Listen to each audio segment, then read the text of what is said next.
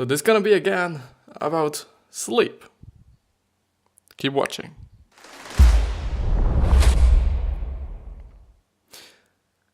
Yes. Hello, welcome back to today's episode of the Self-Development with Tactics podcast. And as you can just think about, or you can totally see in the background, we are going ahead with Why We Sleep by some PhD guy. I don't fucking know. No, which is a book about sleep, a pretty fucking detailed one about sleep. Which is fairly interesting. And I do gonna think that I'm probably going through another summary in the other episode that's going to be published today on this site as well. Because this site provides a lot of great summaries and a lot of books that I find quite interesting to go through, especially like, for example, the Everywhere store or Everything store. I think it's the Everything store, which is basically, I hope, or I guess, something like a biography of Jeff Bezos and how he actually built Amazon. And I'm pretty pumped for that as well. But I'm just going to just look at all the summaries they actually provide and then just decide what I'm going to go through. But today, or this time, actually without actually kind of being able to show you. So sorry. And we are going ahead with chapter 3 because we actually gone through chapter 2, in the other episode, and I would totally suggest you to go through the other episode as well, because you may need some informations there. So just independently of this episode or of this chapter, because the information in the other episode might be just relevant for you in general.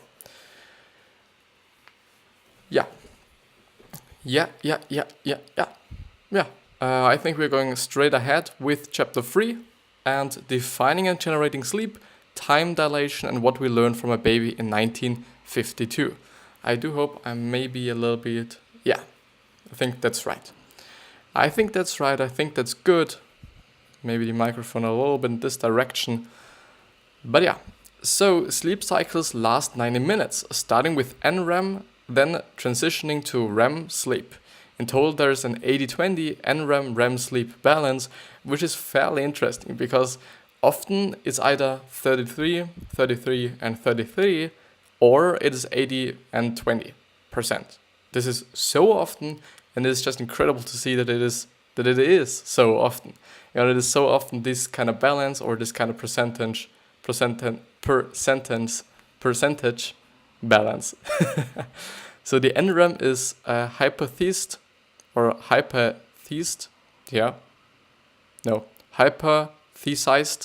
to clear out old memories and mental detritus and move information into long-term storage. REM strengthens the remaining valuable connections and creatively forges novel connections. This is probably really simplistic.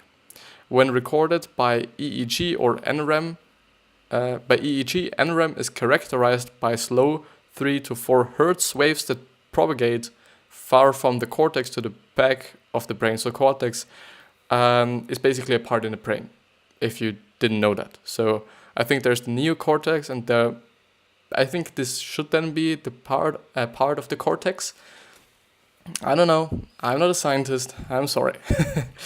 So REM is characterized by fast 30 to 40 Hertz activity that looks indistinguishable from wakeful activity. Wakeful thought is unsurprisingly a summation of many different neural signals occurring at once, making the synchrony of billions of neurons in slow wave sleep really notable. Analogy, the low-frequency NREM waves are likely AM waves that can propagate further without attenuation. In Why We Sleep, Matthew Walker suggests that this is transferring memories from temporary parts of the brain toward more permanent storage and allowing cross-brain communication to collaborate on their shared experience. If REM sleep looks like wakefulness, how do you distinguish the two? Muscle atonia. And I do really believe that the REM sleep really looks like being awake actually, because if you're really just moving your eyes so rapidly, then it kind of feels like okay, or it kind of, for me, just, I kind of think about it and I just try to imagine it, how this might be looking like, and it somehow feels for me that it's actually just looking like you're awake. And besides the whole fact, this might be even the reason why in the REM sleep we actually dream, and why then dreams actually, kind of feel like they are true or they are just real, even though they are just dreams. Because we seem to be so awakened in this certain stage of our sleep cycle, would be interesting. But maybe he actually will pointed it out before. This would be a little bit of pity. But yeah. The sleep spindle's bursts of activity occur at the end of slow waves, possibly serving a function to block external sensory input from disrupting sleep. The people with more sleep spindles are heavier sleepers. Well, so as the sleep progresses through the night, a greater fraction of each cycle is spent in REM sleep. Hypothesis: like sculpting out a mass of clay, more NREM is needed early in sleep to clear out memories first, and then more REM later strengthens the valuable bits that are left. So if you had to be sleep deprived, it would make sense for the more critical functions to be performed first in case you had to wake up. This suggests to me that NREM performs a more vital function. This would somehow make sense, even though I do just have to say, I do not know if the body is actually kinda made to not sleep. Because I do feel like, okay, we just have to sleep, and therefore it would be just, I don't know, it would just also make sense that the body just prepares itself for the proper sleep or the proper regeneration or whatever you want to talk about beforehand. So, as they say, it clears all the unnecessary thoughts and just all the thoughts beforehand, and then goes into the REM. And this kind of sounds for me like, okay, the NREM is more like, okay, organizing everything and trying to just put everything into a bucket or whatever. And then the REM is actually just there for kind of preparing you for the next day, or some kind of just really regeneration or regenerating your health and your overall body and, your mind as well, I guess. But yeah. So in Why Sleep, Matthew Walker suggests this trend seems to be fixed to the time of day, like the circadian rhythm, which is basically the thing that we were talking about in the last episode, which was fairly interesting. So if you're a heavy coffee drinker, or if you just consume a lot of caffeine, I would totally suggest you to go through the other episode as well, because there might be pretty valuable information in there for you. So Matthew Walker suggests this trend seems to be fixed to the time of day, like the circadian rhythm, rather than relative to the time of sleep, which means then more than the first cycle of sleep happens at 10 p.m. to 11:30 p.m. and not in the first 90 minutes. Therefore, losing sleep at either end of the cycle deprives the brain of the cycle. So losing sleep at either end of the cycle deprives the brain of the cycle, which would somehow make sense. If I just truly understand what they're saying, or what he is saying, means that actually just losing another cycle or just interrupting a whole cycle practically, like, I don't know how I should actually put it, but for me it sounds like, okay, you shouldn't be interrupting a cycle. Therefore, actually going to bed for the sake of actually not interrupting the cycle would be a better idea than just going to bed earlier, quote unquote earlier, like just still too late, but maybe not as late as you could. But then if you're just really kind of disturbing the cycle, this might just fuck the whole cycle. So you could just really go to bed a little bit later. But I don't know. So REM sleep is where dreams happen. Where dreams happen at the start of sleep, the thalamus or thalamus, they say, I think, I kind of feel like it's thalamus, like a normal T, but it's a TH. So thalamus acts as a gatekeeper to filter conscious reception of senses But in REM sleep, this blockade is released. Sense of time in dreams seem dilated. So the sense of time in dreams seems dilated or dilated. An hour may seem to pass when it really only 5 have. So an hour may seem to pass when in reality only 5 have. Like 5 what? 5 hours? 5 minutes? I think it's, one way and the other way. So quite both ways. Like, it seems to be like 1 minute, but in the reality it actually is 5 hours. But it also could be like, 5 minutes or 5 hours in your dream, but actually 1 minute in your fucking sleep. In REM sleep, your eyes move rapidly. This was initially thought to be visual exploration of the dream field, but this turns out to be more related to the creation of REM sleep than passive observation of it. Wakeful or REM sleep have been described as similar to a microphone picking up a stadium full of distinct conversations. I wonder how well Fourier transform works to unpack the component waves and enable non-invasive monitoring or mind reading. I do not really know what they're talking about, but something that I still want to point out is the part where they were talking about that the blockade or the gatekeeper, which is the thalamus or thalamus, just really is kind of released or quite not there in the REM sleep phase, which for me means, if the thalamus or thalamus is actually just restricting every external senses and every external just things from actually interrupting your sleep or going into your head, this might be a great just, how should I say? It might be just good actually for learning, because if you're really able to get some senses or some informations into your brain while you're sleeping in the REM phase, because in the other phase it seems not to be possible because the thalamus is actually restricting everything from doing that, but in the REM sleep it's not, then you might actually be able to learn something while you're sleeping, but only in the REM sleep phase, which is actually also something that I am trying all the time, because I actually listen to some positive stuff, most of the time speaking words, like, podcast episodes from people that I enjoy, whether it be Gary Vee, most of the time actually Gary Vee, because I want to get in the information and I want to at the same time get in the motivation. And therefore I thought like, why shouldn't I do it while I'm sleeping, or while I'm trying to sleep at least? And I do not know.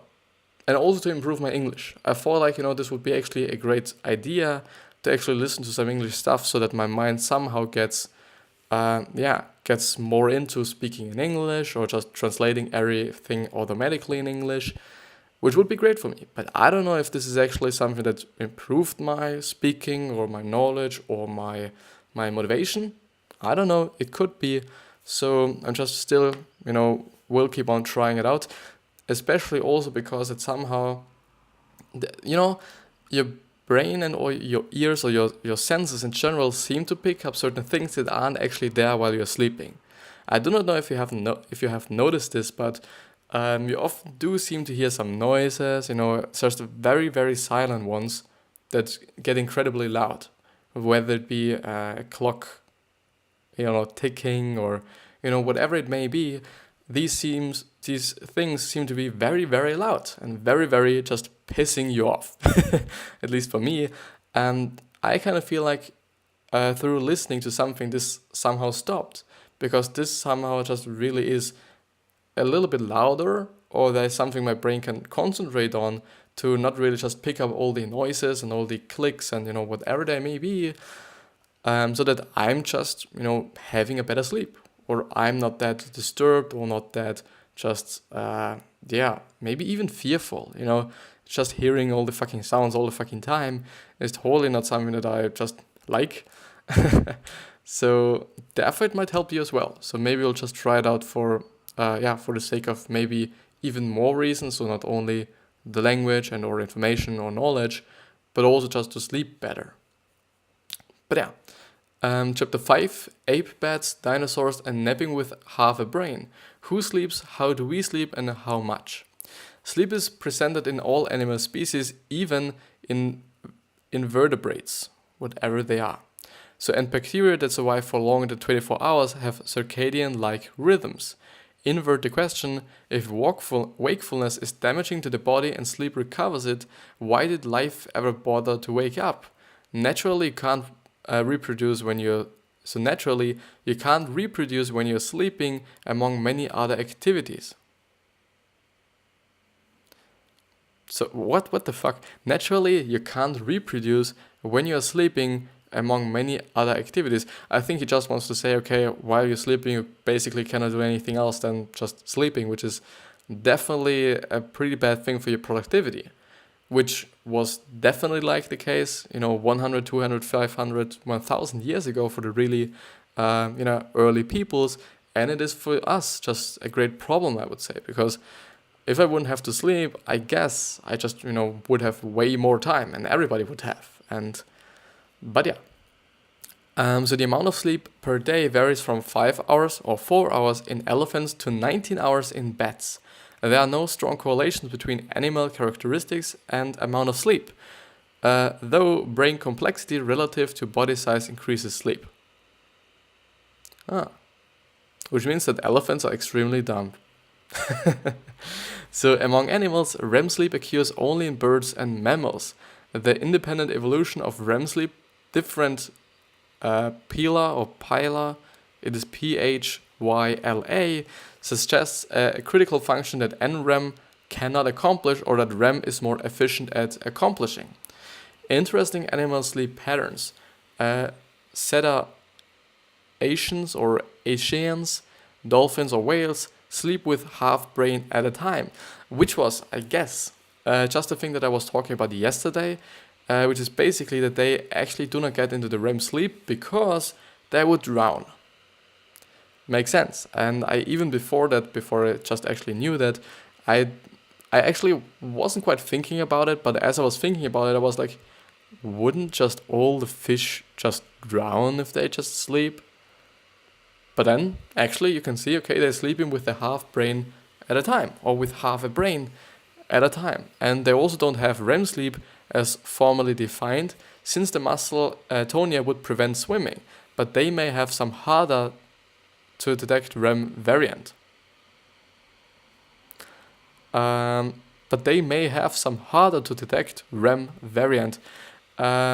guess so, because if really REM is for all the animals, if you're just thinking about that, is really the phase and the stage where we all regenerate quite everything, then I guess that just animals themselves or all the other animals would just have to do this as well, because how would they just regenerate else? Birds in the flock will have most birds in full brain sleep. The birds in the perimeter sleeping with half their brains to stay alert for danger. Similarly, humans in a new environment, for example hotel rooms, show one half of the brain sleeping lighter than the other, wary of dangers. This is why the first night in a new environment can be so unrestful. This effect dissipates with more time. The funny thing there is that you can then totally see, okay, we all are animals. We all are, just somehow. And yeah, we just have our instincts. We just have our just natural, other word for instincts, something else. I don't know. Let's move on. So oceanic birds that cross thousands of miles have ultra power naps, sleeping for seconds at a time. Well, the ideal human sleep pattern.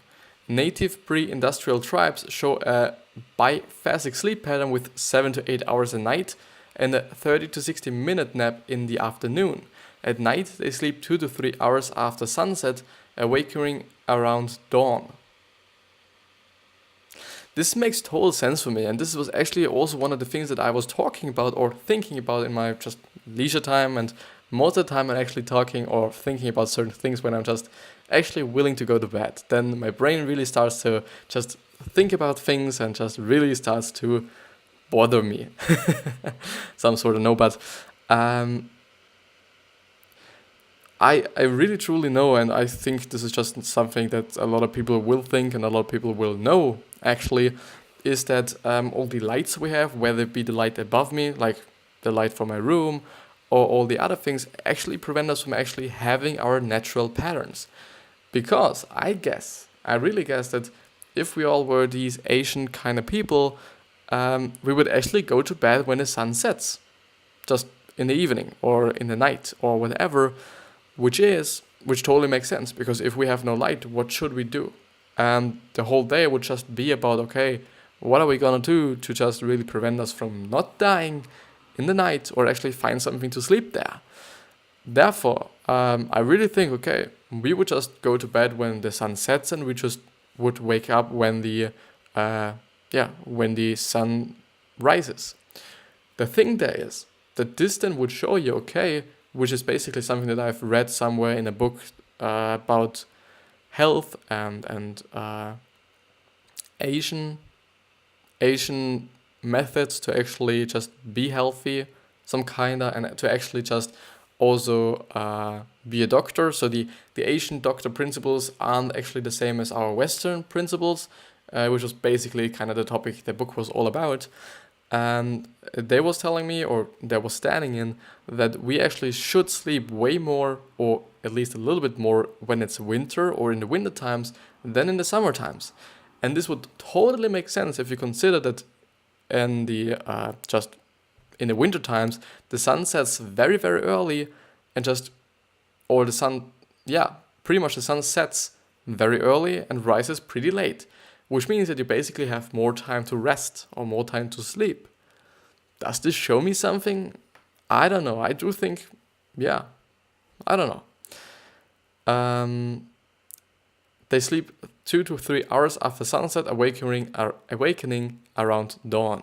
A study of Greek siestas showed that people who abandoned siestas due to political and social pressure showed 37% increased risk of death from heart disease compared to those who maintained siestas. All people tend to have a dip in energy in mid-afternoon, so avoid the presentation right after lunch. The European style of sleeping, 2 periods of sleep at night separated by a few hours of wakefulness, is mostly a cultural artifact and not a natural way to sleep. I didn't actually know that there's a European style of sleeping. So 2 periods of sleep at night separated by a few hours of wakefulness. I didn't know that. I'm European. I didn't fucking know that. There might be some tribes in Europe or some actually countries in Europe that might be doing this, but definitely not all of them. So definitely not. Relative to great apes, humans sleep 8 hours versus 10 to 15 and have more intense REM sleep, 20% versus 9%. In why sleep, Matthew Walker hypothesis, this evolved as follows. Apes sleep in trees and enjoy great safety at night. In Homo erectus, an upright posture and shorter arms made sleeping in trees more difficult. REM sleep is also dangerous in trees because of failing or falling out. Makes sense.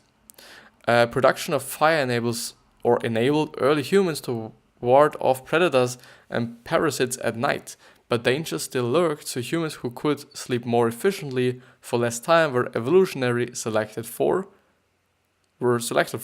Makes sense, The thing there is, you can totally see, okay, evolution just provides us with things or with kinda instincts or adaptations. I gonna go with adaptations, so that we actually are safer. We wouldn't adapt to something that's not good for us. And I do think that it's just incredible how our human body can adapt to things, whether it be conditions like weather or even psychological, conditions, yeah. And, all the other things. There are so many things we can adapt to, mental things, all the other conditions I just mentioned. Then sleeping and eating patterns, I would say, because our body just, whatever we are eating, our body will just adapt to. If I may be just starting to eat wood just real wood from a fucking tree outside there every single day for the next 5 years, I think my body will actually somehow adapt to that and somehow prevent me from actually just dying because of the shit that I'm eating through some, I don't know, maybe I get some additional border in my tummy or in my gut so that, the wood wouldn't just destroy anything, or my just gut, how it is actually called, the gut acid that's, basically in my gut, might even get a little bit stronger so that I can actually just somehow absorb any non-there nutrients that are in the bark of, it is actually bark? Never mind, in the tree. But yeah, REM sleep is critical for, first of all, emotional regulation internally and recognition externally, and second of all, creativity. And this led to improved survival strategies and larger social groups with further increased brain complexity and more need for REM sleep, forming a positive feedback loop. This just makes sense. This just really makes sense. We are just, I think viewing sleep as a resource would help to somehow explain what I'm going to explain right now. If we have more sleep, so more resource, I do kind of feel like, okay, this additional resource that we are having, or the efficiency that we are having, may lead to us actually being more intelligent or having actually more resource, like just through this resource we can gather just more resource of something else, or through this resource we actually are able to build our brain, our human body even better. But I don't know, I'm just assuming, I don't know, I'm not a scientist, but what I know is that this is actually the end of the episode. I do think, should we...